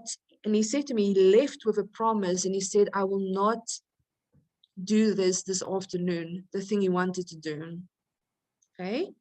I will calm down first, and I will first go and pray about what you said. And I said to him, thank you so much. That's all I'm asking you to do. Okay. Did I force anything on him? No. Was I aggressive? No, I wasn't. Okay. Did I make him feel attacked? No. I made him first feel safe. I validated why he feels like that, all of that. Made suggestions to give him the alternative. Please consider, may I suggest? Okay. If you talk like that, they will receive you. Okay, then they will listen. And then in the end, did I get what I wanted? I so got what I wanted. Okay. Yes. Did he do exactly what I wanted him to do? He so did exactly what I wanted him to do. Okay. So you see? So who won? All right. Okay. So just be clever about how you go about it, ladies. Okay. All right. So then the king is alpha and he is strong. So he will not allow himself to be dominated. But he is wise to receive counsel and is humble to take correction. Okay? So because he's strong in nature and in his character, he will not tolerate control or to be dominated or manipulation. Not a chance. If you make them feel like that just a little bit, can you imagine now with this man, this story I've just told you? Can you imagine if I should have made him feel controlled in any way or form? He would have rejected everything I've said. Everything. Even if I gave him exactly the same solutions or suggestions or whatever, if I did it the other way around, he would have not listened to me at all. Okay? Because they're strong in nature. They can't take that. They can't handle it. Okay? They're strong in nature. So, but because they're wise, was this person wise? Did he receive counsel? Yes, he did. He received my counsel. Okay. Did I correct him? I corrected him. He was humble enough to take correction. Okay. But I was just wise in the way I delivered it to him. Okay. So a king will protect his queen and he will provide for her. He will secure her throne. He's going to secure your throne. Okay.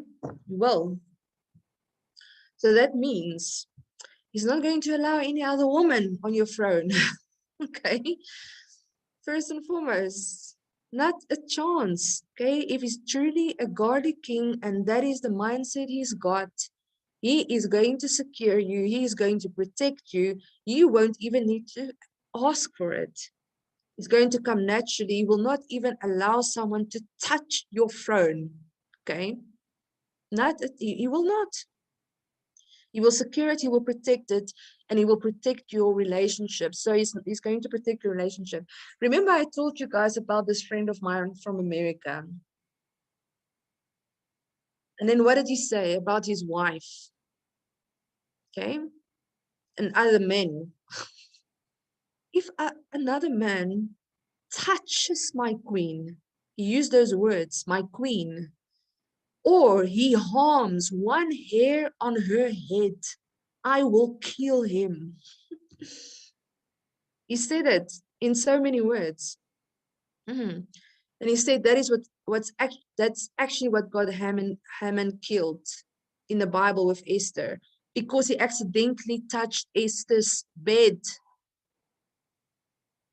And for the king, that was like, you have dishonored my queen. How dare you touch her bed? And he hanged him. Okay. So a king will do that. He's going to protect your throne. He's going to secure it.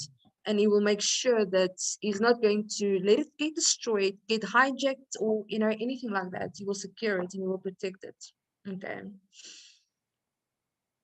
he will honor you. All right. Okay, there we go. Now I want to see if I can go through the. Are you enjoying this thus far? This is the end of that section. Dynamic between the relationship of king and queen. Okay. So now I want to go to love it. Thank you. Yes. Excellent. Okay. Now I want to go to, I hope I've got this PowerPoint. Sorry, just give me a moment. I just want to open up my PowerPoint. Oh my gosh. My son has moved all my PowerPoints to, sorry guys, just give me a moment. I forgot he actually did this. I've got such a problem with the hard drive on my computer, so now it's not saving anything. So my son actually moved like all my PowerPoint stuff to the Dropbox. So I just want to open it quickly because I told him just to make a Bridget folder. Queens.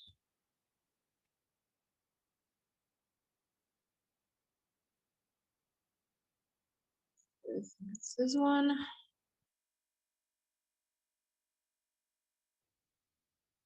Okay, there we go. Okay, I've got it. I'm gonna share my screen so you guys can see.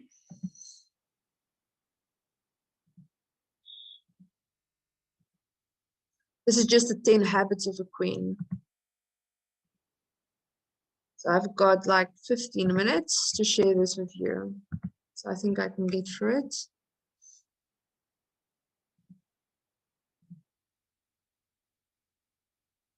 Okay. Just get my panel.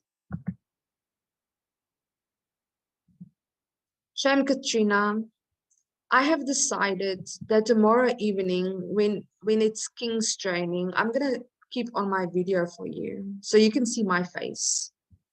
Okay. Oh, good. Yes.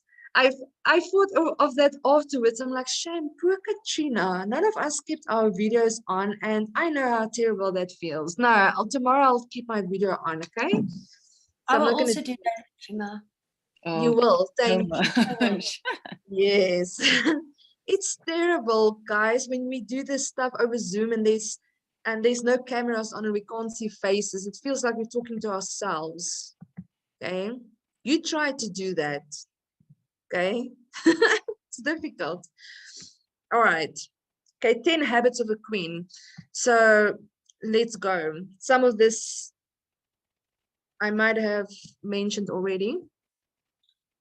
Okay, so they conquer their emotions. If you're not in control of your emotions, someone else is. Okay, it's the same with your mind. If you can't control your mind and your thoughts, someone else is controlling it. Okay, so we need to learn to control emotions and mind. They are students of the way men think. I've made you students of that now, whether you like it or not. Whether you like it or not, I've made you students of this now. Okay. Yes. They value financial independence. And again, guys, ladies, I actually want to change this word to freedom. I actually don't like the word independence. Okay, freedom. They value financial freedom. All right, because independence is actually a terrible word, because we're actually not supposed to be independent. Okay, that's actually a worldly thing, because in God's kingdom we're not independent. We are dependent of each other and we need one another. But you need to be free. That's the thing, freedom. Okay. They focus on self-actualization. So they manifest themselves, they maximize their potential. Okay, so I went into details about this in our previous lesson, right? And obviously what you are doing with this whole course is doing this. You are maximizing your own potential. They don't tolerate insecurities in themselves. They are not intimidated by other women because another woman cannot wear your crown. Remember, I've taught you this, okay? So really you need to, if you feel an insecurity, if you feel it like crawling up in you, you have to block it immediately and tell it to go, okay? You like literally you need to talk to yourself and say to yourself, I do not tolerate this inside of me. Because a queen is not any queen that walks into any room. How is she ever insecure? How does she ever feel insecure towards another woman? How? Like ever? They do not. Because they know not one of those women in that room, doesn't matter how pretty they are, how smart they are, how gifted they are, doesn't matter. That woman cannot take this crown from my head. Okay? They know that. That's why they don't feel insecure towards other women. All right. So you cannot. That's not a queenly mindset at all. Okay, that's yeah. They do regular spiritual detox. They do not allow their hearts, ears, or mind to be toxicated. They dispose of all trash in pursuit of treasure. So they don't tolerate bitterness. They forgive and move on. You disrupt your entire environment if you are bitter and you don't forgive. Okay? Literally. Because ladies, you have that ability from God. Remember I told you, like with a man will give you, a king is going to give you a house, and then you are going to take it, you're going to receive it from him. Then what are you going to give him back?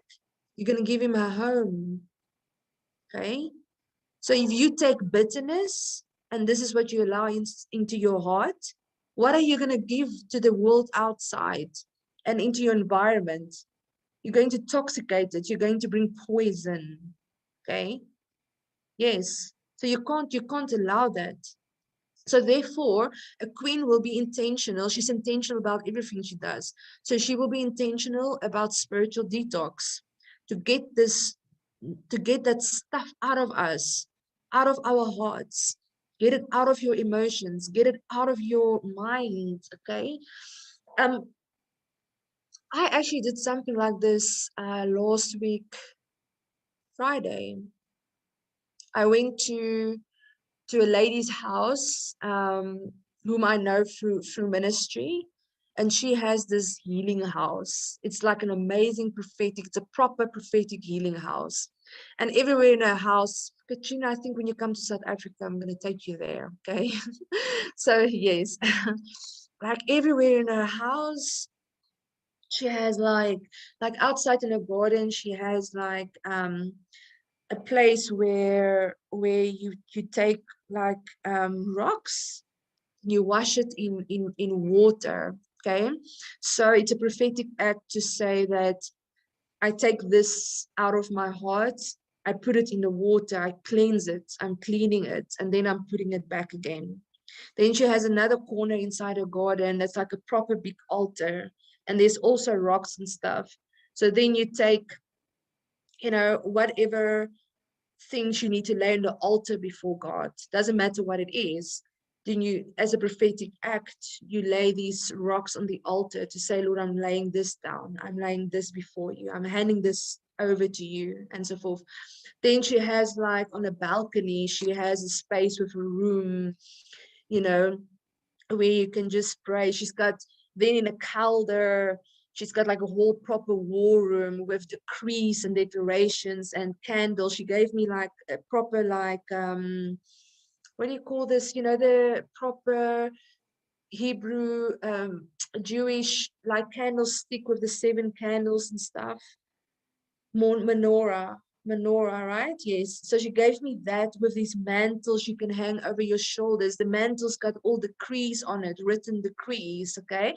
So whatever you want to dress and cover yourself with, you like put it on, light the menorahs, the candles, there's a Bible, communion, and all these decrees that you can read and stuff, okay? And the whole room is just pillows and beautiful cloth, and like literally it feels like you can stay like a whole day just in that room. Okay, all right. So I went to her last week, Friday. I went like through all that stuff, and I took a flag and I was dancing and worshiping, and then I did this, that, however I was led and however I felt in my heart. And I did it for that purpose, because I was detoxing my own spirit and my own heart, to get whatever is not supposed to be there, to get it out, okay? I really, really got frightened of bitterness a while ago. I was so angry, okay? I'm not really a person that actually gets angry. I really don't. I hardly ever experience the emotion of anger, okay? But oh my word, I was angry. I was angry for weeks, okay? I was completely outside myself, completely. So much so that I scared myself, that I felt like if I allow this to like root inside my spirit and inside my heart, something ugly and poisonous will come out there. Okay. I was like, oh my gosh, this is how witches are born. Like really, witchcraft, most witchcraft is rooted in bitterness, which most of the times came from rejection. Okay. So that scared me. So I'm not even being like all spiritual or nothing about, like, I'm just like, I mean, I'm this person that teach about this stuff and whatever. So I'm telling you the honest truth. If I seriously had to resist Satan to get this stuff out of my spirit and out of my heart, so it doesn't root inside me,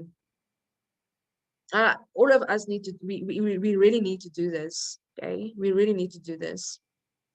Okay, quite often, try do it like once a month or something. All right, and ask God, spend time with God, ask him, Lord, show me where is the things inside my heart that I didn't deal with. Where is the hurts? Where is the, anything? Ask the Lord those questions so he can show you, so you can detox yourself. Okay, otherwise we become like no, we become poisonous people, and you poison the whole environment around you. Okay, a queen dresses intentionally. So if you want to be respected and taken seriously, you have to dress the part. And I know a lot of women actually resist this. They resist this because they say, you're supposed to love me for who I am and not the way I look. And men are supposed to be attracted by me because of my good heart and what. Seriously, ladies, it does not work like that. Imagine the Queen of England showing up for a boardroom meeting dressed in sweatpants and tackies and a hoodie. Do you think anyone is going to take her seriously? No, of course not. There's no chance. Okay. This is unfortunate. This is how the world is, and this is how people are wired. So you have to be intentional about how you dress if you want people to take you seriously. Even for myself, if I do conferences or I, present classes, even like this classes like this, even though this is a Zoom call, but you will still not find me in my gym clothes with dirty hair, without any makeup and whatever. Are you going to take me serious if I look like that? Okay. No. So you have to be intentional. So look there, even in Proverbs 31 verse 22, it says her clothing is of fine linen, pure and fine. Okay. Her clothing. So see that virtuous woman, the way she dressed intentionally. So can the king recognize you when he sees you? If you are married and a mother, you present your marriage, you present your king and your kingdom to the people out there, to the public. You do. Just think about this in the natural, okay? So if Prince William goes out with his wife, I don't keep up with the royals and their names and whatever. Guys, Katrina, yes, you can go ahead. Kate. Kate, thank you. So Kate, if Kate goes out into public, doesn't she represent Prince William and the whole royal household and her children? Yes, that's who she represents. Okay, so she's going to dress intentionally, right? And also the kings, when they look at you, that's what they need to see. They need to see a queen. Okay, and I'm not saying by this that every single day you need to be all dolled up and you're never allowed to have your I've got pajama days. Okay, just between us, our secret. Okay. So I've got those days that I just stay in my pajamas. I don't put on any makeup. You know, I just pull the close the curtains. I don't want anyone to see me, and you know, I stay like that. But I have them once a month. All right. I don't have them like every day. All right. Okay. And like even ladies, if you're married, think about with how do you go? Okay, this is not like, but this is just part of it. Okay. If we can just be real about this. All right. If you go to bed, how you dressed? Okay. Like seriously, how you dressed? Okay. If you're married, this is now not for the single ladies, all right? Because if you're single, you're not supposed to go to bed with a man. But if you're married, you go and sleep next to your husband each night. Okay, how are you dressed? Are you shaved? Okay, do you smell nice? All right, do you wear like pretty clothing and stuff, you know, night wear, what do you call it, lingerie or whatever? Or do you go like all covered with all your woolly fluffy pajamas and clothing and whatever? Okay, and because it's winter, you don't even bother shaving. Like really? Okay, all right. No, we can't. I don't care if you're 20 years married. No, you can't do that. Okay, that is like a passion killer right there. Passion killer. Okay, yes. No. Don't do that. Go and buy the pretty pajamas and lingerie and shave your legs and make sure you smell nice and all that stuff. It's basic stuff, but men pay so much attention to it. They really do. They pay so much attention. It's important to them. Okay, it's really, really important. Yes. Okay, so throw away the woolly pajamas and whatever. I never sleep in those clothes. Never, ever. The worst is, oh my gosh, the worst is woman that goes to bed with their gym clothes because they figure tomorrow morning, 6 o'clock, I'm getting up and I'm going to the gym. I might as well just sleep in it. Okay. That's like the worst of all. Oh my word, don't do that. That's terrible. Okay. Double passion killer. Double passion killer. Okay. Yes, okay, that's just like practical. No. Okay. I didn't even have pajamas like that. I don't care whether it's winter or not. I can have an extra blanket over me when I go to bed. So I'm still warm. All right. Okay. So I'm just giving you some honest truth, like just straightforward, like how it is. Okay. All right. A queen will never settle for weak men. So the Proverbs woman, what does the Bible say about the Proverbs woman's husband? Her husband is known in the city gates. He sits amongst the elders of the land.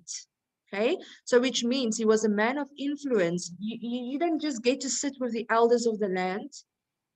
Okay, that's a man that is respected in his community and that has influence. So don't be unequally yoked. Right? So if you're a queen and you have that mentality and you know this is your value and you understand this is your purpose and your function as a queen and what you're supposed to do, then you can't marry there. Okay. All right. No, you don't settle for men there. Okay, you just don't. Queens doesn't do that, right? Okay. I understand if you're really young, of course, men are still growing in their potential and all of that. But then the man has to be clear about his vision. If you're young and you're just getting married and you're just starting out, then the man needs to be clear about the vision that God has given to him. And your vision and his vision fits in and it's tied together, it's interwoven, and then you help each other to build and to accomplish and to grow. 100% fine, 100%. But you don't marry a man that has no vision and plan for his life and is going nowhere. He doesn't even have a job, you know, and you don't even date men like that. Okay, and don't think you're going to change him. Like hardly ever. And I'm not saying like never ever, okay? Of course, God can, if you're clear about a mandate and a calling and a destiny and whatever that God has placed over a man, but but I would still say don't marry him before he has grown to a level of maturity that he's grasping and you can see he's growing in that direction. Okay. Okay.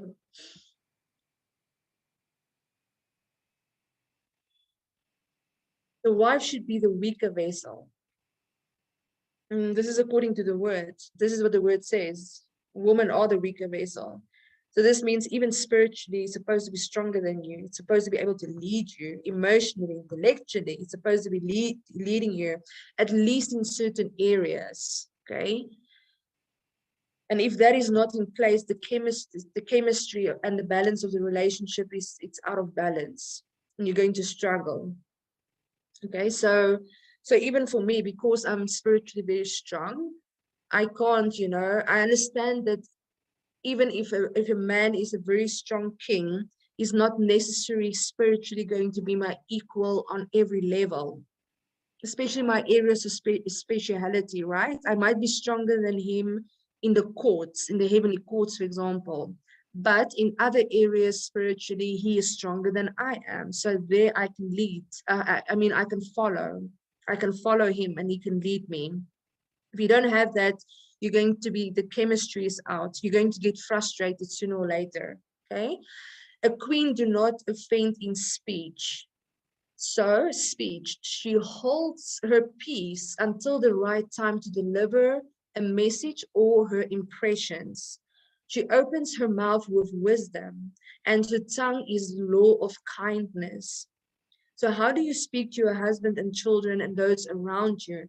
Proverbs 29 verse 11, a fool vents all his feelings, but the wise man holds them back. Do you see that? Okay.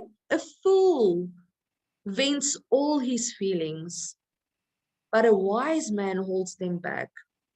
You don't offend people in your speech. We actually think about what we say, when we say it, at the correct time, okay? And in kindness and in wisdom, in the best possible way, all right? I know we don't always get this right, okay? We don't always get this right, but we strive and we work, and the Holy Spirit helps us, okay? And we mature and we grow, all right? They perfect their relationship with God. A queen will perfect a relationship with God. So how much time do you spend on your knees? The only constant in your life is God. Turn your face back to the priority, and everything else will fall into place. Fall in love with God, then he will give you the kings. Proverbs 31 verse 30, charm is deceitful and beauty is passing, but a woman who fears the Lord, she shall be praised. So you want to be praised? You want to be honored? What is your key? Fear the Lord. Love the Lord first and foremost. And these other things are going to fall in place for you. It will. Okay. So I'm done. So in summary, 10 habits of a queen. She perfects her relationship with God. She does not offend in speech. She never settles for weak men. She dresses intentionally. She does regular spiritual detox. She don't tolerate insecurities. She focuses on self-actualization. She values financial freedom. She's a student of how men think, and she conquers her own emotions. And that's it. Stop share. And that's the end of tonight's lesson. Okay. I see there's lots of chats. I hope you enjoyed it. I see in Kosovo North is also laughing about the gym clothing. Yes, like very funny. Okay. Yes. All right. Great wisdom. Thank you. Okay. Thank you, guys. Excellent. Thank you so much, Bridget. Thank you, Jenna. I appreciate that. Yes. Thank you so much. I appreciate your time. I hope you enjoyed it. I hope you learned something new. Okay. I hope you feel inspired. Okay. If you do not, just show me by show of hands and we can start the lesson again. I can go another 2 hours, no problem. Okay. You can start from scratch. All right. Okay. Yes. Thank you so much, guys. Debbie and Carol, I would so love you guys to come for coffee again, please. Yes, please come. All right, I really appreciate that. Yes, I really miss you. I would like to see you. Yes, thanks, Carol. Yes, all right. Yes, Gina, Carol, we so need to do a meeting with GGA. Okay, yes. All right, we need to do that. But I'm so crazy busy. Oh my gosh, I'm running. I'm like running. But in any case, we have to do it, please. Okay. And yes, please come for coffee, Debbie and Carol. All right. Anyone else also, you're welcome. All right. Don't feel excluded. All right. You're welcome. My house is open. You don't need to book a session with me to have coffee with me. You can really come for coffee. Okay. All right. Yeah. Thank you so much, guys. I hope you enjoyed it. I appreciate it. Sorry, I went like 10 minutes, almost like over time. And yes, I'll see you next week for our last lesson. So then we're going to do mind, emotions, and some of the psychological things, the things that actually frustrates men. Okay, we'll do that. All right, excellent. You want to say something, Debbie? Yes. Yes, Bridget, I just want to quickly ask a question for Katrina. And sorry about that. For tomorrow evening, guys, I didn't receive the recording for the whole communication, and I desperately need to speak to my business partners regarding that. And I walked and walked and walked. I cannot find a big diary. No. Okay. Yeah. So I just want to say. It's not that I don't want to do my homework, but I cannot find it at all. And I didn't receive the recording yet. So I'm pushing. I'm sorry. I don't know what happened. Yeah, it did come out. It definitely came out. So, because I got it. So I'm sure the office has got it for you. And if you don't have diary by tomorrow, you're going to be in big trouble. Yes. No worries. Don't worry. Don't worry. All good. Thank you, guys. Enjoy Thank you, evening. Bridget. Those It was who are wonderful. doing, thank you, Carol. I'm glad you enjoyed it. Go and teach your little daughters. Yes. Yes, we will. Yes. Okay, Love you, bye-bye. appreciate you. See you all next week. Or some of Bye-bye. you tomorrow. Okay, bye. Bye.